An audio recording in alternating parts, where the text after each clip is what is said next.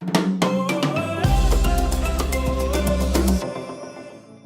African States Tournament finally came to an end in Johannesburg, South Africa, but Africa's best bowling teams finally got a taste of what to expect possibly at the World Champs or the Commonwealth Games. So Africa, join me now to find out how exactly this 5-day tournament panned out for most of Africa's bowling teams.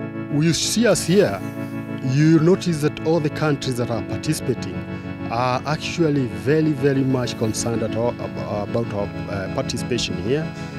Last year we were in Zimbabwe and they were able to reckon that Kenya is one of the countries that is doing well in bowling. And we also, the previous year, 2015, when we were in Zambia, we were position 2 in the entire country.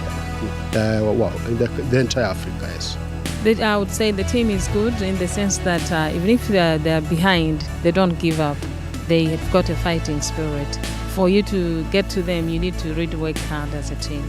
And we're looking forward to make some medals. It's not easy to compete at this level. It's because everyone is a good player and they all contribute to the will of their country and what they want to achieve. The players I know that the Namibian team's good.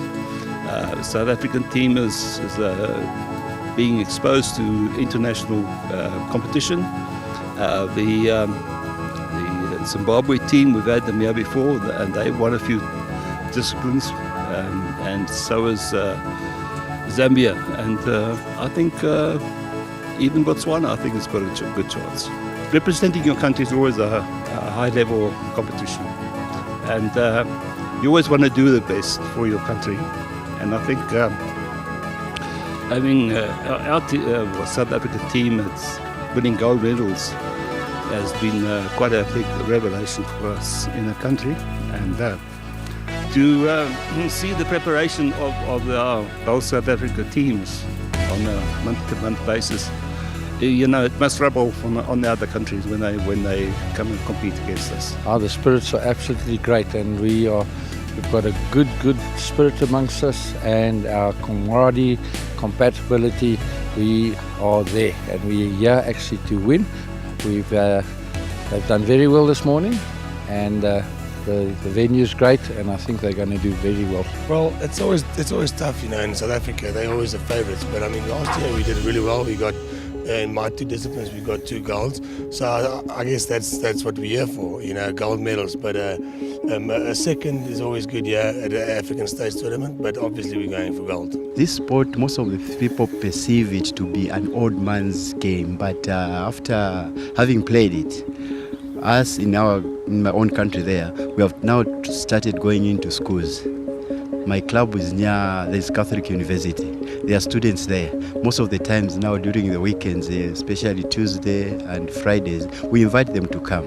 Once they have the feel of this game, then you can know that it's not an old man's game as such, because it also involves a lot of thinking. This week I spent 2 days in Soweto and an indoor green where I had 80 children and about 14 school teachers that are going to be trained as assistant coaches to take the sport on an indoor carpet. The last 2 Commonwealth Games, England, New Zealand and Australia, the average age of their bowling team has been younger than their sevens rugby side.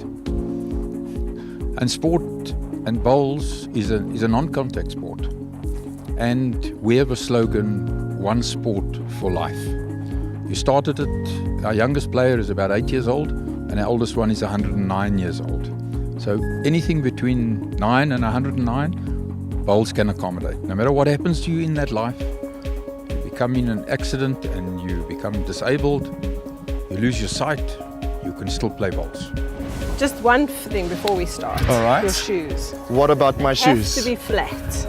Okay. They have to be flat, so I think yours might have just a little bit of a heel. Are you about to make me take my shoes off on I'm afraid I am. international TV? Oh my goodness. Okay, I've got my lucky socks on, guys. The orange one and the green ones. Don't judge me. Colleen made me do it, all right? Colleen made me do it.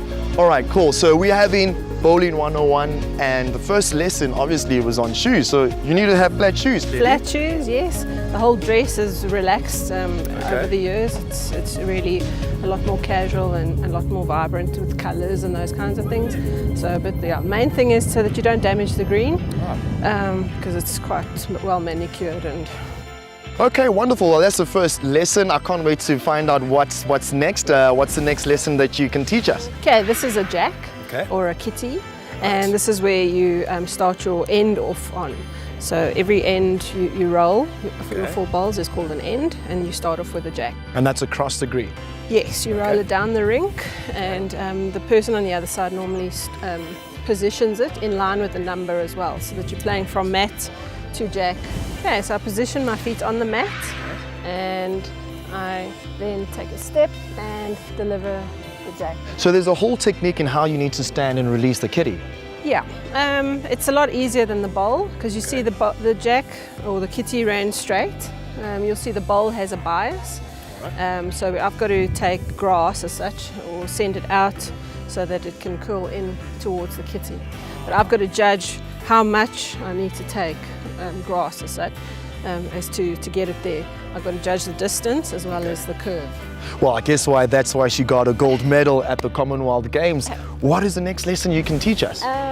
So this is what we call a bowl, and you've got a bigger picture on the one side and a smaller picture. Okay, this one's got a sticker on the other. So this on the inside is where your bowl will curve. All right, so is that where the weight is? Yeah, you can say, yeah. Nowadays the bowls are actually made according to this curve of the bowl determines the bend, but anyway, we'll for lesson purposes. The small side on the inside, and that's the way the bowl will curve. All right, so can you curve it in one specific direction, or is there a rule behind that? How does that work? It depends on where you want to.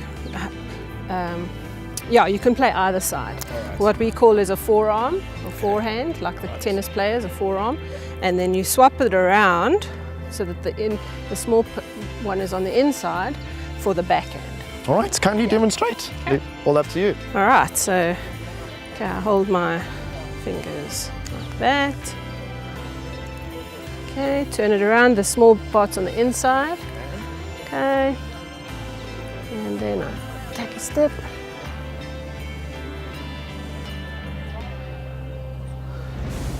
So this would be a wrong position because you're not balanced and you're not ready to be able to take a step forward and deliver your bowl. This would be the correct one, where you feel balanced and both your feet are comfortably positioned in such a way that when you do take a step, that you are still in a balance. What else is important in this? Well, from here you need to try and get the second bowl a lot closer than what I did with my first. So to keep in mind the actual swing of when you're delivering your bowl, to keep it in the form of a pendulum, so that there's an even distribution of weight once you move forward and into the swing as such. Well, Africa, there you heard it from Carleen, giving us a lesson on bowling right here in South Africa.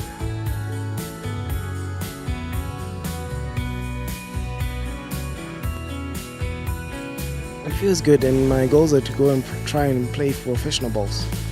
So I need to try, especially when I go to Australia, to try and win the Champs of Champs. I was a bit consistent when I was playing the game, and I was concentrating too much. I was taking time on the mat, and I was delivering perfectly. When you stay focused in the game, and then you take your time also before you play the shot, and you think about the shot that you want to play. Well, we've played South Africa a lot of times, and it can go either way, but today we carried the day, and I'm happy. I'm happy for my team. I'm happy for Zambia. To our Zambian fans, go Zambia, go Zambia. We are the Chipolo Polo bowlers, and we hope to bring glory to the country. I like playing for South Africa. It's something very special to me. So achieving gold is definitely a bonus, but we played hard. We won most of our games. We just lost our last game by 1, so I think we did well.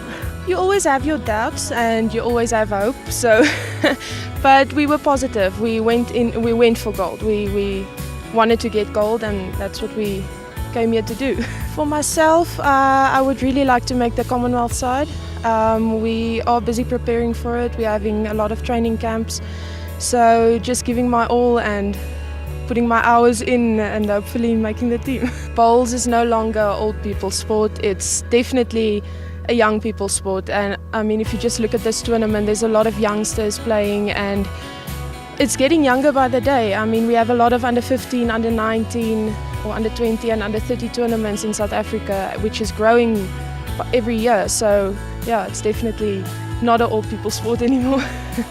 It really feels good, especially competing with other countries like South Africa. They are such tough countries that whenever you win against them, you feel so good.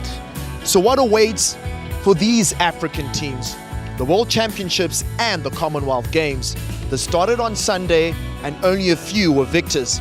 Until we meet again, let the Quesified experience continue.